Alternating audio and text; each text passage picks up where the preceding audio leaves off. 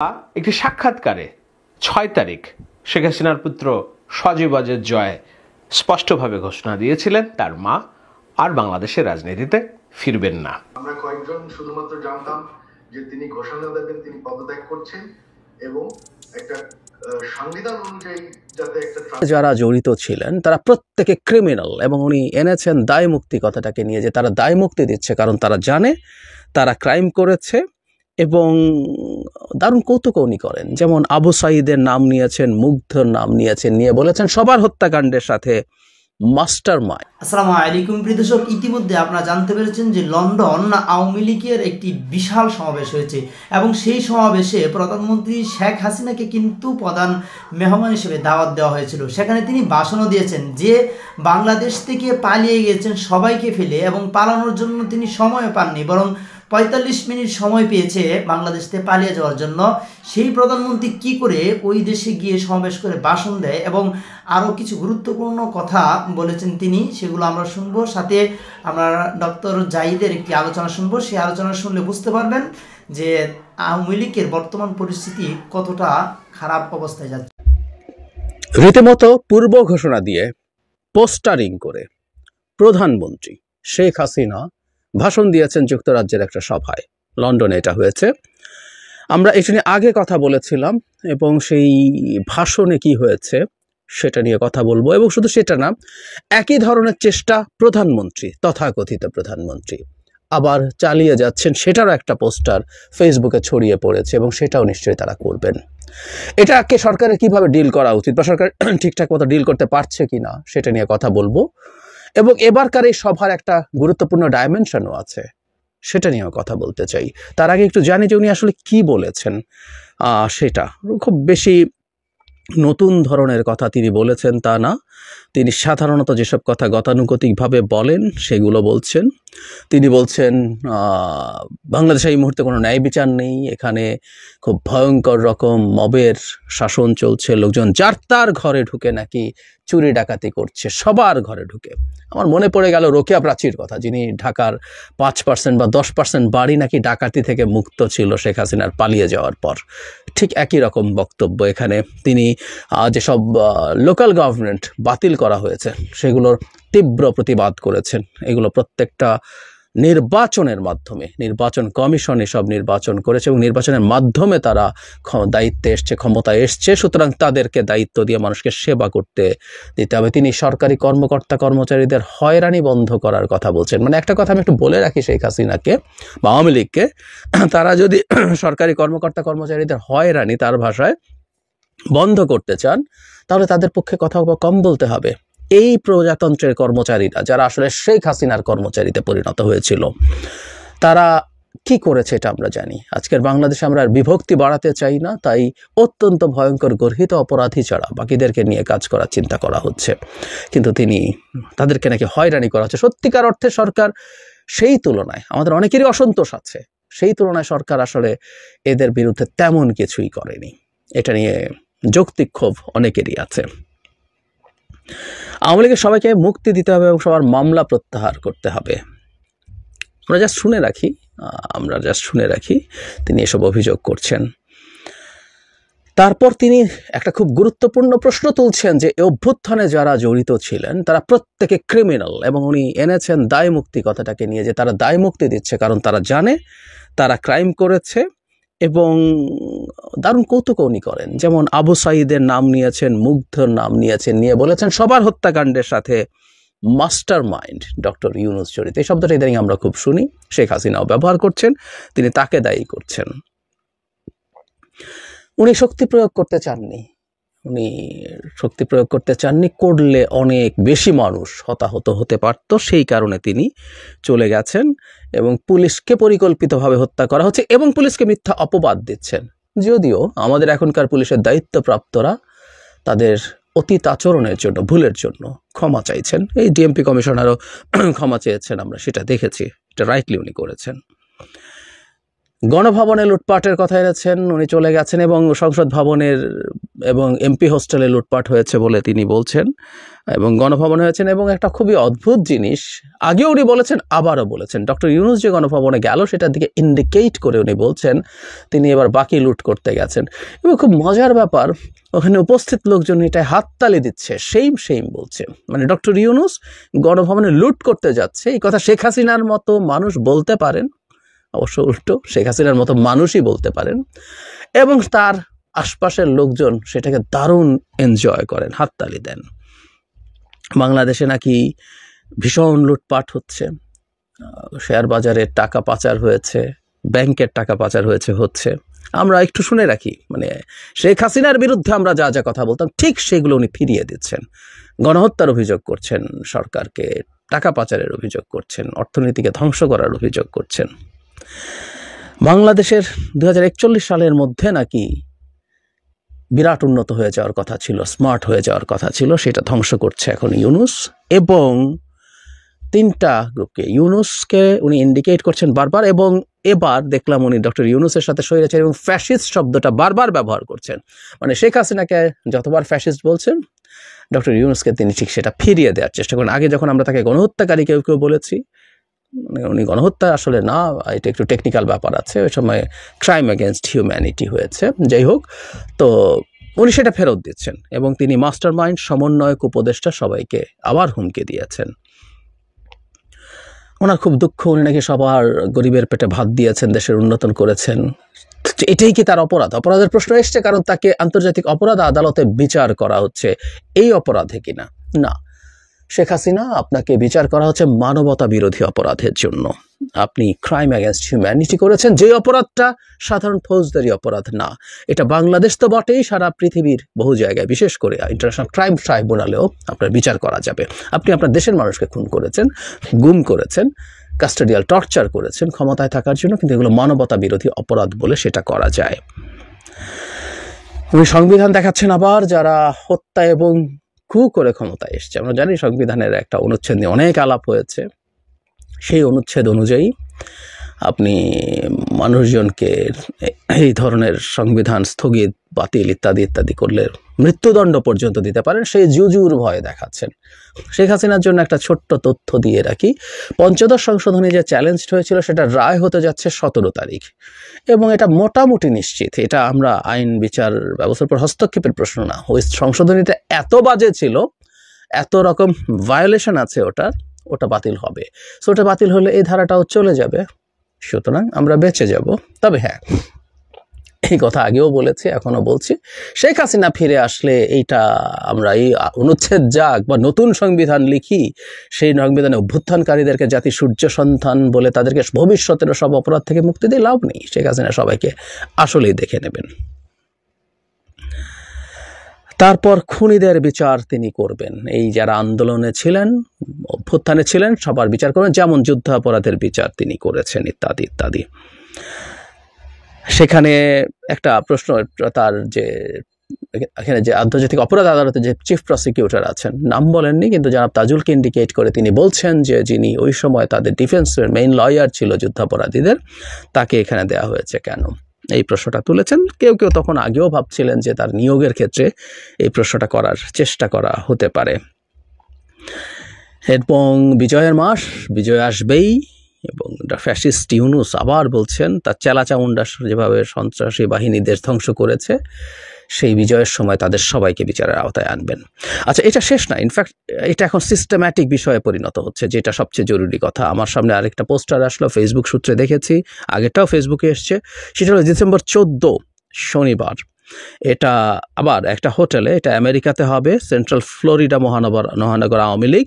এখানে প্রধান অতিথির বক্তব্য রাখবেন ভার্চুয়ালি জননেত্রী দেশরত্ন শেখ হাসিনা, এবং এখানে লিখেছেন গণপ্রজাতন্ত্রী বাংলাদেশ সরকারের মাননীয় প্রধানমন্ত্রী। আবার হতে যাচ্ছে, এই প্রসঙ্গে আসবো, কিন্তু একটা খুব গুরুত্বপূর্ণ দিক আছে লন্ডনের এই সভার, সেটা বলেছিলাম শুরুর দিকে, সেটা এবার একটু বলি। প্রথম আলোর হেডলাইন, লন্ডনে শেখ হাসিনার ভার্চুয়াল সমাবেশে সাবেক মন্ত্রী, প্রতিমন্ত্রী, সংসদ সদস্যরা। এখানে অনেককে দেখা গেছে, তাদের মধ্যে দর্শক সারিতে বসেছিলেন সাবেক মৎস্য ও প্রাণী সম্পদ মন্ত্রী আব্দুর রহমান, সাবেক প্রবাসী কল্যাণ ও বৈদেশিক কর্মসংস্থান প্রতিমন্ত্রী শফিকুর রহমান চৌধুরী, সাবেক সংসদ সদস্য হাবিবুর রহমান হাবিব, সাবেক মন্ত্রিপরিষদ সচিব কবির বিন আনোয়ার, এরা সেখানে বসেছিলেন। তার মানে এবারকার যে সভা সেটার একটা ভিন্ন ডাইমেনশন আছে, এইগুলো আস্তে আস্তে বাড়তে থাকবে। এবং প্রধানমন্ত্রী শেখ হাসিনা বারবার মানুষের সামনে আসবেন, ভাষণ দেবেন। আমি লন্ডনে ভাষণটার আগে সরকারের উদ্দেশ্যে বলেছিলাম, আমি জানি না তারা সেভাবে চেষ্টা করেছেন কিনা, করার কথা, করে থাকলে যদি সফল না হয়ে থাকেন সেটাও একটা আমাদের ভবিষ্যতের জন্য একটা নতুন প্রশ্ন তৈরি করবে। আর যদি চেষ্টাই না করে থাকেন সেটাও ভুল হয়েছে, কারণ যখন শেখ হাসিনাকে পোর্ট্রে করা হচ্ছে প্রধানমন্ত্রী হিসেবে এবং তিনি ভারতের মাটিতে বসে এই ভাষণগুলো দিচ্ছেন, আমাদের প্রধান উপদেষ্টা তাকে মুখ বন্ধ রাখতে বলেছিলেন ভারতের প্রতি, এবং এটা উচিত। শেখ হাসিনা ভারতে মানে একটা ভয়ঙ্কর ক্রিমিনাল পালিয়ে আছে। যেমন ধরুন, ভারত এক সময় আমাদেরকে অভিযোগ করতো না যে তার 7 সিস্টার্সের বিচ্ছিন্নতাবাদী কোনো নেতা, তাদের ভাষায় বিচ্ছিন্নতাবাদী কোনো নেতা বাংলাদেশে আশ্রয় নিয়ে আছে এবং সেটার জন্য তাদের তীব্র ক্ষোভ ছিল, তাদেরকে তুলে দিতে হবে সেই চাপ ছিল, এবং বাংলাদেশ সরকার ফর্মালি ইনফর্মালি তুলেও দিয়েছিল অনেককে। ঠিক একইভাবে আমাদের দেশটাকে আরও 1000 গুণ বেশি ধ্বংস করে এবং দেশটাকে এখন আবার ডিস্টেবিলাইজ করার চেষ্টা করা শেখ হাসিনাকে আমরা তো ফেরত চাইতেই পারি। সেটা দূরে থাকুক, তিনি বসে প্রকাশ্যে লুকিয়েও না, প্রকাশ্যে উনি এখন বাংলাদেশকে ডিস্টেবিলাইজ করার চেষ্টা করছেন। গর্হিত অপরাধ, ভারত এটা উস্কে দিচ্ছে। আমি গত ভিডিওতে বলেছিলাম লন্ডনের সমাবেশটার আগে যে এটা মোদি প্রেসক্রাইব করছে করার জন্য, এবং ভারত কি উনি বলবেন না বলবেন সেগুলো ঠিক করে দিচ্ছে, কোনো সন্দেহ নেই। আগে যেমন দিত, এটা এই সরকারকে বৃদ্ধাঙ্গুলি দেখানোর চেষ্টা, কারণ সরকারের প্রধান স্বয়ং বলেছিলেন এটা করা যাবে না। দেশের জনগণেরও ইনক্রিজিংলি এটার বিরুদ্ধে অপোজিশন আছে। একটা সময় চুরির মতো দেখাচ্ছিল, মানে আমি এই চেঞ্জটা দেখার কথা বলছি, এবং সামনে কি আসতে পারে সেই আলাপও করতে পারি আমরা। চেঞ্জটা হচ্ছে প্রথম চুরির মতো, যে একটা ফোন কল কেউ রেকর্ড করে ছেড়ে দিচ্ছে, কিন্তু ওনার বক্তব্য সামনে চলে আসো, সেখানে হুমকি ধামকি, বাংলাদেশকে অস্থিতিশীল করে তোলার চেষ্টা, সেটা ছিল। তারপর এবারের দফায় এসছে, এরপর চিন্ময় গ্রেফতারের পর ফেসবুক স্ট্যাটাস ফর্মাল, তারপর এবার ঘোষণা দিয়ে প্রধানমন্ত্রী হিসাবে, উনি নিজের মুখে এখনো প্রধানমন্ত্রী নিজে দাবি করছে না, কিন্তু উনি পদত্যাগ করতে পারেননি। আগের একটা ভাষণে উনি বলেছেন, নিউ ইয়র্কে যেটা দিয়েছেন, এটা আসবে বারবার এবং পোস্টারে লেখা। তার মানে আমাদের সামনে প্রধানমন্ত্রী শেখ হাসিনাকে এবার আনা হবে, এবং ফর্মালি উনি ফেসবুক স্ট্যাটাস দিচ্ছেন, ওনার বক্তব্য ঘোষণা দিয়ে বক্তব্য প্রচার করছেন, মানে উনি পলিটিক্যালি এনগেজড হয়ে গেছেন, ইনভলভড হয়ে গেছেন। Sheikh Hasina politically involved engaged হলে খুব বেশি ক্ষতি আমাদের আছে আমি মনে করি না, এটা একেবারেই না। কারণ আমি মনে করি উনি যত কথা বলবেন এই দেশের মানুষজনের সামনে, তার স্মৃতির যে ট্রমা তিনি যা করেছেন সেটা ফিরে আসবে, সেটা আরও সেই ট্রমাটা আরও জীবন্ত থাকবে, আরও তাজা থাকবে। এটা থাকা উচিত, এটা ভালো। কিন্তু ভারতের আচরণকে আমার মনে হয় এখানে বিশ্লেষণ করা দরকার। ভারত তার যে অ্যাটিটিউড, সেটা মানে বাংলাদেশের প্রতি অত্যন্ত নেগেটিভ যে অ্যাটিটিউড, সেটা ধরে রাখছে, সেটা কন্টিনিউ করছে। এটা তাৎপর্যটা মূলত ওই জায়গায়, ওইভাবে দেখতে হবে। এবং ভারতের উপরে সরকারের আসলে প্রকাশ্য এবং ডিপ্লোম্যাটিক চ্যানেলে তীব্র চাপ তৈরি করতে হবে, শেখ হাসিনা ভারতে বসে যেন এই ধরনের কোনো কিছু করতে না পারেন। কারণ আমি আগেও বলেছি, আমি আবারও বলি, আমি মনে করি যে আস্তে আস্তে এই আলাপটা মাটিতে ছেড়ে দেওয়া হবে। তিনি বৈধ প্রধানমন্ত্রী, এবং একটা পরিস্থিতি যদি দেখা যায় যে একটা প্রবাসী সরকার করব ভাব, এটা দেখানোর চেষ্টা তাদের দিক থেকে হতে পারে। আমাদের সরকারের এই ব্যাপারে সতর্ক থাকা উচিত। এবং যেখানে এই ধরনের ঘোষিত প্রধানমন্ত্রী হিসাবে ঘোষিত সমাবেশ করছে এবং বিদেশি আওয়ামী লীগের শাখা, লন্ডন বা যুক্তরাজ্য আওয়ামী লীগ বলে পোস্টারিং হয়েছে, এটা অবৈধ। একইভাবে এখন একটা শহরের নামে আওয়ামী লীগের পোস্টার, বাংলাদেশের বর্তমান আইন অনুযায়ী, আরপিও অনুযায়ী, যেখানে রাজনৈতিক দল নিবন্ধনের শর্ত আছে, সেখানে কোনোভাবেই একটা দলের প্রবাসী শাখা থাকতে পারে না। এই ব্যাপারগুলো সজীব ওয়াজেদ জয় নিজেও আওয়ামী লীগের রাজনীতি আর করবেন না বলে ঘোষণা দিয়েছিলেন। আপনার রাজনীতিতে আসার সম্ভাবনা আছে কি এখন? না, বর্তমানে নাই। আমাদের এই দেখেন, এই 3 বারের মতন আমাদের পরিবারের বিরুদ্ধে কু হলো। এটা আমাদের 3 বারের মতন সবকিছু হারিয়ে বিদেশে থাকতে হলো। আর আমরা তো ধরেন, আমি আর আমার মা বাদে আমরা সবাই বিদেশে অনেক বছর ধরে আছি। আমরা এখানে সেটেল, আমাদের এখানে জীবনে কোনো অসুবিধা নেই। এমনকি শেখ রেহানা এবং তার পুত্ররা কিংবা কন্যা বাংলাদেশে আওয়ামী লীগের রাজনীতির হাল ধরবে কিনা সেই প্রশ্নের উত্তরেও বলছিলেন যে না, এটি আর এখন আমাদের বিষয় নয়, শেখ পরিবারের বিষয় নয়, বাংলাদেশে যারা আছে তারা ঠিক করবে তারা কি করবে। আরেকটু বোঝার জন্য বিষয়টা যে মানে আপনি যদি রাজনীতিতে না আসেন সেক্ষেত্রে শেখ রেহানা এবং তার 2 সন্তানের কেউ রাজনীতিতে আসার সম্ভাবনা আছে কিনা? না, তাদের আসার কোনো সম্ভাবনা নেই। এর 2-1 দিনের মধ্যেই অবশ্য সজীব ওয়াজেদ জয় বুঝতে পেরেছিলেন যে তিনি ভুল করেছেন। মাঠে যেসব নেতাকর্মীদেরকে রেখে 16টা বছর যাদের সমর্থনে সরকার চালিয়েছেন তাদেরকে এক দুর্নিব বিপদের মধ্যে রেখে তারা যে পালিয়েছে এবং এখন যে তাদেরকে ডিজোন অর্থাৎ তাদেরকে চিনছে না শেখ পরিবার, শেখ হাসিনা, সজীব ওয়াজেদ জয়, মাঠে নেতাকর্মীরা যে তাতে হতাশ এবং একটা তাদেরকে বিশ্বাসঘাতক বলে অভিহিত করছে, তারপরেই অবশ্য তারা তাদের টোন বদলান, কথা বদলান যে না, আওয়ামী লীগ মরেনি, আওয়ামী লীগ বেঁচে আছে। কিন্তু সজীব ওয়াজেদ জয় তার ভাষায় আরাম-আয়েশের পশ্চিমা জীবনযাপন রেখে বাংলাদেশের রাজনীতিতে ফিরবেন সে বিষয়ে নিশ্চিতভাবে বলেননি। তাহলে কে হবে আওয়ামী লীগের উত্তরসূরি, কে ধরবে আওয়ামী লীগের হাল? মাঝে আমরা অনেক রকম বক্তব্য দেখেছি সোহেল তাজ, তাদের পরিবার, অথবা নারায়ণগঞ্জের মেয়র আইভি রহমান, অথবা আব্দুল হামিদ সাবেক রাষ্ট্রপতি, অথবা সাবের হোসেন চৌধুরী, নানানজনকে আমরা কল্পিতভাবে শুনেছি আওয়ামী লীগের নেতৃত্বের হাল ধরতে। কিন্তু সব হিসাব নিকাশ এবং জল্পনা কল্পনা শেষে সম্ভবত একটি হিসাবই পরিষ্কার হচ্ছে, কি সেটা? শেখ হাসিনা স্বয়ং তিনি হয়তো আওয়ামী লীগের রাজনীতির হাল ধরবেন, আওয়ামী লীগের রাজনীতি সক্রিয়ভাবে করবেন এবং করছেনও।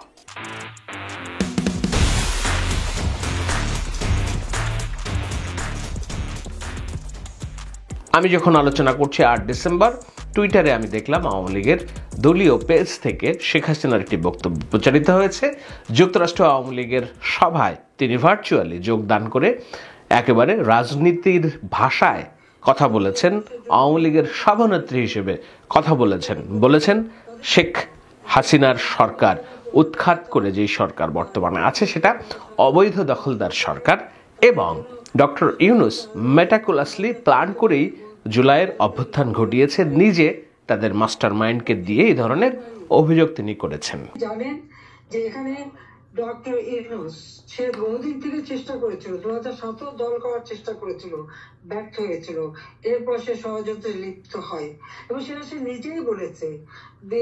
যখন জাতিসংঘে গিয়েছিল বিল ক্লিন্টন ফাউন্ডেশনের এক অনুষ্ঠানে বিল ক্লিন্টনের সঙ্গে পরিচয় করার সময় সে বলেছিল যে 2024 জুলাই 7 তারিখ থেকে যে কোটা আন্দোলন শুরু হয়, এটা কোনো ছাত্র জনতার আন্দোলন ছিল না, এটা ছিল তার মেটিকুলাসলি ডিজাইন করা। বাংলাদেশের কোনো গণমাধ্যমে শেখ হাসিনার বক্তব্য প্রচারে নিষেধাজ্ঞা আছে। আমিও শেখ হাসিনার বিদ্বেষমূলক শেখ হাসিনার বিদ্বেষমূলক বক্তব্য প্রচারে নিষেধাজ্ঞা আছে। আমি বিদ্বেষমূলক অংশ প্রচার করছি না, কিন্তু না করেও যে আলোচনাটা করা দরকার সেটা হলো শেখ হাসিনা রাজনীতিতে ফেরার সব রকম হিসাব পরিষ্কার করে ফেলেছেন। কেন তিনি রাজনীতিতে ফিরছেন? এর মধ্য দিয়ে আওয়ামী লীগের রাজনীতি মরবে না জীবিত হবে? আওয়ামী লীগের রাজনীতিতে শেখ হাসিনার নেতৃত্বের ভবিষ্যৎ কতখানি? বাংলাদেশে ভোটের রাজনীতিতেও গণহত্যার অভিযুক্ত শেখ হাসিনার ভবিষ্যৎ কতখানি? এই সমস্ত নানান রকম আলোচনা, জল্পনা কল্পনার যেসব প্রশ্ন আছে তার প্রশ্নের কিছুটা উত্তর দেওয়ার চেষ্টা করব। শেখ হাসিনা অবসর নেওয়ার জন্য যে দীর্ঘমেয়াদী আমরা প্রতিশ্রুতি আমাদের মানসপটে আছে, যেমন 2019 সালের একটি প্রোগ্রামে শেখ হাসিনা রাজনীতি থেকে অবসর নেওয়ার ঘোষণা দিয়েছিলেন, বলছিলেন অবসর তো আমাকে নিতেই হবে এবং অবসর নেওয়ার পরে টুঙ্গিপাড়ায় যেয়ে তিনি জীবনযাপন করবেন। কিন্তু বয়স 74 পেরিয়ে 75-এ পা দেওয়ার পরেও কিংবা 75-এ পা দেওয়ার মতো হলেও শেখ হাসিনা যে রাজনীতি ছাড়বেন না এবং তার এই যে ভারতে বসে বাংলাদেশের অভ্যন্তরীণ অন্তর্বর্তীকালীনকে যেমন অস্থির করা কিংবা ভবিষ্যতে যদি কেউ সরকার গঠন করে তাদের সাথে মিলে রাজনীতি করা, আদতে শেখ হাসিনার জন্য একটা পরিকল্পনা, চূড়ান্ত রকম পরিকল্পনা, সেই পরিকল্পনার পথেই হাঁটছেন শেখ হাসিনা। বেশ কিছু ইন্ডিকেটরের মধ্যে একটা বললাম যে ভাষণে তিনি নিজের অবস্থান জারি করার চেষ্টা করছেন, দলীয় নেতাকর্মীদের সুসংগঠিত করার চেষ্টা করছেন, হোয়াটসঅ্যাপে, ভিডিও কলে, নানানভাবে যেভাবে তারেক রহমান লন্ডনে বসে থেকেও তার নেতাকর্মীদের সাথে নিবিড় যোগাযোগ সম্পর্ক স্থাপন রেখেছিলেন, সেটিকেই প্রাথমিক শিক্ষা নিয়ে শেখ হাসিনা এই একই কাজ করছেন। এটি হলো একটা ইন্ডিকেটর। কয়েকদিন আগে তার সরকারের যে তথ্যমন্ত্রী ছিল আরাফাত, সেই আরাফাতের অ্যাকাউন্ট থেকে শেখ হাসিনার বিবৃতি নামক একটি বিবৃতি প্রচার করা হয়, যেখানে তাকে তুলে ধরা হয় আওয়ামী লীগের সভানেত্রী হিসেবে, সাবেক প্রধানমন্ত্রী অথবা বর্তমানের প্রধানমন্ত্রী না, আওয়ামী লীগের সভানেত্রী হিসেবে। বোঝাই যাচ্ছে যে আওয়ামী লীগের সভানেত্রী হিসেবে আর কেউ নন, এখনো শেখ হাসিনা নিজেই পদে আছেন এবং নিজে আওয়ামী লীগ দলের নেতৃত্ব দিবেন। কোথা থেকে নেতৃত্ব দিবেন? পালিয়ে থেকে, ভারতে থেকে নেতৃত্ব দিবেন। কিভাবে নেতৃত্ব দিবেন? কেন নেতৃত্ব দিবেন?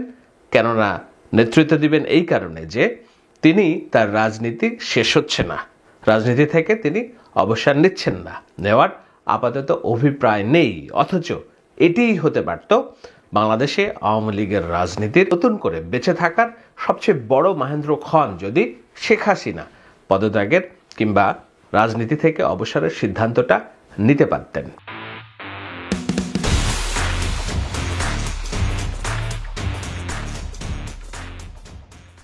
কেন আমি বলেছি যে শেখ হাসিনা যদি অবসর নিতেন, সেটাই হতো বাংলাদেশের আওয়ামী লীগের রাজনীতি টিকে থাকার একটা বড় উপলক্ষ্য। কেননা শেখ হাসিনার হাতে জুলাই অভ্যুত্থানের অগণিত ছাত্র জনতার হত্যার দাগ। অনেকেই বলবেন প্রমাণ দেখান শেখ হাসিনার হাতে হত্যার দাগ। তিনি তো রাষ্ট্রপ্রধান হিসেবে দেশে আইন শৃঙ্খলা পরিস্থিতি ঠিক করার জন্য বাহিনীদেরকে নির্দেশ দিয়েছেন, তিনি তো আর নিজে হত্যাকাণ্ডের নির্দেশ দেননি। আমি যুক্তি অখণ্ডন করছি না, কিন্তু এটাই হয়, এটাই নিয়ে তো ঠিক যেই কারণে প্রমাণ, সাক্ষ্য প্রমাণ এস্টাবলিশ করা ছাড়াই তারেক রহমানকে যদি সাজা দিতে পারেন, মৃত্যুদণ্ডের আদেশ দিতে পারেন, লুৎফুজ্জামান বাবরকে যদি মৃত্যুদণ্ডের আদেশ দিতে পারেন, জামাতে ইসলামের নেতাদের যদি বিচারিক হত্যাকাণ্ডের নির্দেশ দিতে পারেন, খালেদা জিয়াকে যদি দিনের পর দিন, মাসের পর মাস কারাবন্দী রাখতে পারেন, তাহলে কেন শেখ হাসিনাকে তার হাতে ঘটে যাওয়া 1 জুলাই অগাস্ট মাসে প্রায় 2000 মানুষের হত্যাকাণ্ডের সরাসরি দায় শেখ হাসিনা এবং তার শাস্তি কেন হবে না? এইটা যারা ভাবছেন, কেন ভাবছেন যে তার শাস্তি হওয়া উচিত নয়? তো শেখ হাসিনার যদি শাস্তি হয়, এই শেখ হাসিনা দণ্ডাদেশ নিয়ে আওয়ামী লীগের রাজনীতির নেতৃত্ব দেবেন? কোথা থেকে দিবেন? কিভাবে দিবেন? বিএনপির তো তাও এইখানে একটা দল ছিল, আছে। মির্জা ফখরুল ইসলামের মতো মানুষ গত 1.5 দশক ধরে শক্ত হাতে একেবারে শত নির্যাতনের পরও দেশকে নেতৃত্ব দিয়ে গেছেন, কেননা এই দলের বিরুদ্ধে গণহত্যার অভিযোগ ছিল না।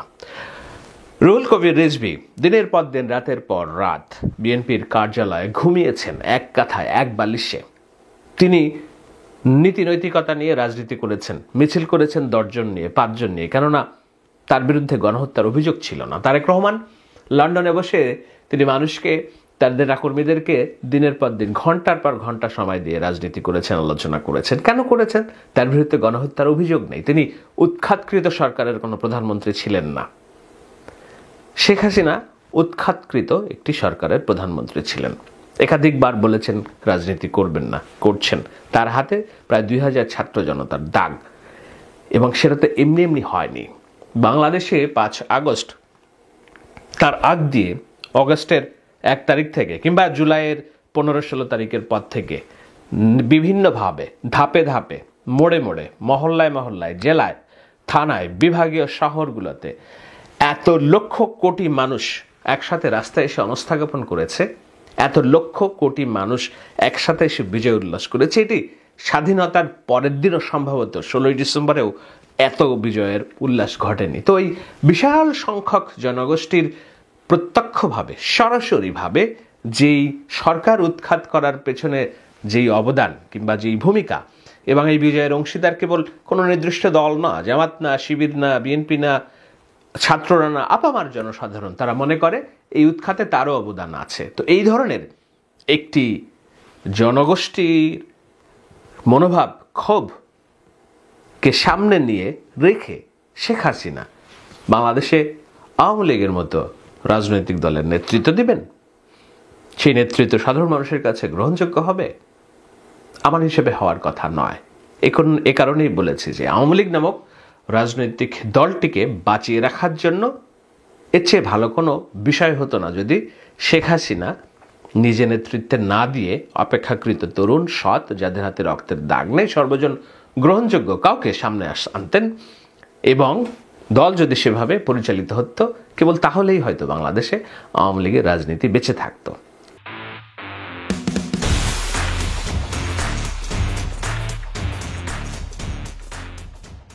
একটু বোঝার চেষ্টা করে যে কেন শেখ হাসিনা এই রাজনীতিতে ফেরার চেষ্টা করছেন কিংবা হুঙ্কার দিচ্ছেন কিংবা প্রস্তুতি নিচ্ছেন।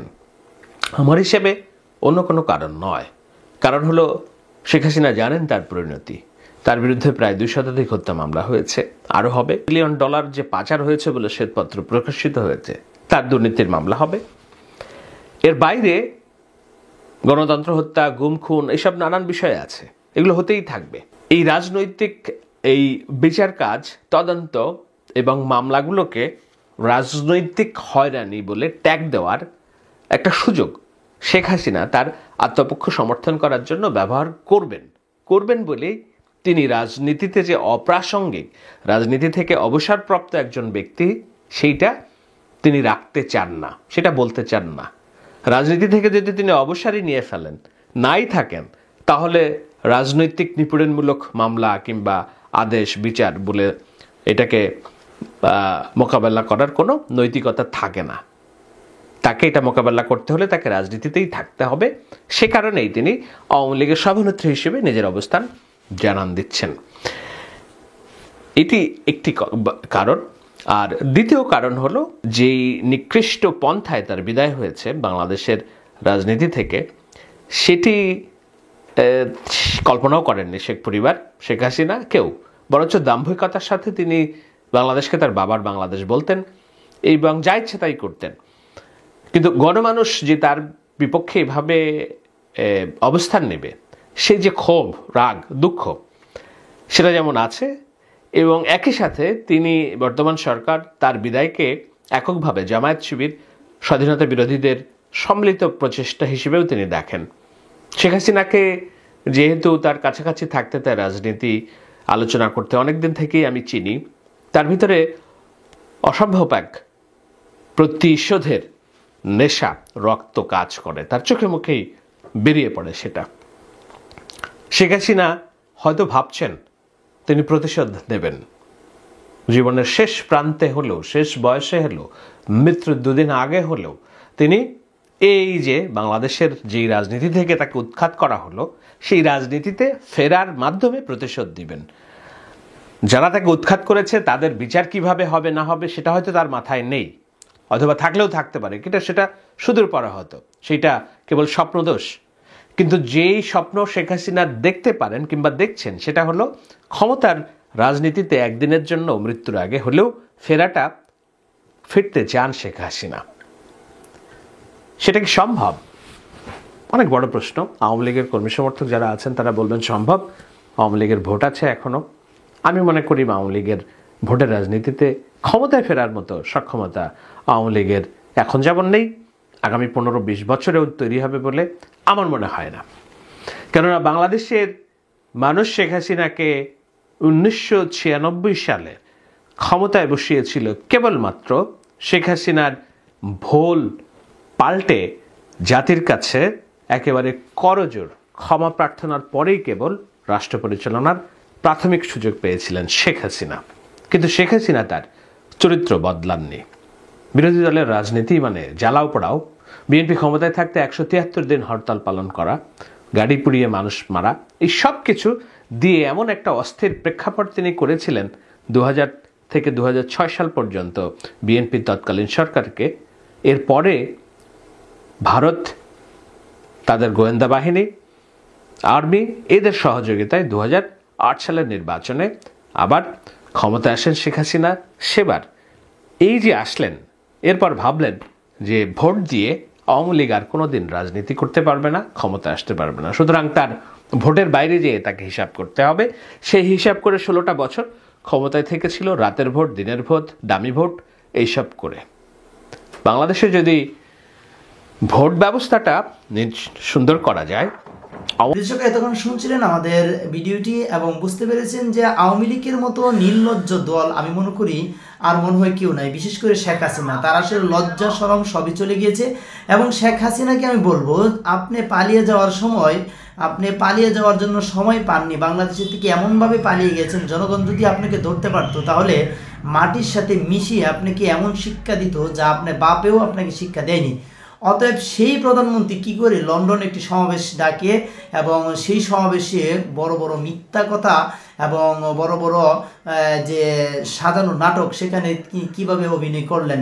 এবং আওয়ামী লীগ নেতাকর্মীরা তাকে নিয়ে এখনও গর্ব করছে, যিনি পালিয়ে যান এবং যার অবস্থা এখন এতটাই জঘন্য, তাকে কোনো রাষ্ট্রে অ্যাকসেপ্ট করছে না, কোনো রাষ্ট্রে তাকে গ্রহণ করছে না।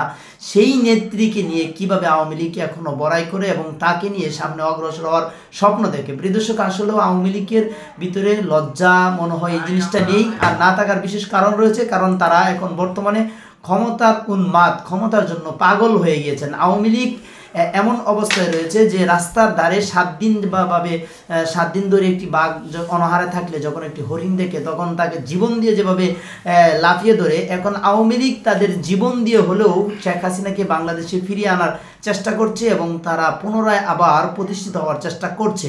এই চেষ্টা কখনোই তাদেরকে সফল হতে দেওয়া যাবে না, কারণ যদি দেওয়া হয় তাদের অনাহারে যেভাবে বাঘ না খেয়ে পশুকে দ্বিগুণ কষ্ট দিয়ে আওয়ামী লীগ এখন যদি ক্ষমতায় আসে তাহলে বাংলাদেশের মানুষকে এত কষ্ট এবং এত নির্যাতন করবে যেটি বাংলাদেশের সাধারণ মানুষের সহ্য করার মতো নয়। ও প্রিয় দর্শক, আমাদের এই আওয়ামী লীগের স্বৈরাচারের হাত থেকে বাঁচার জন্য সর্বদা আমাদের সচেতন থাকতে হবে।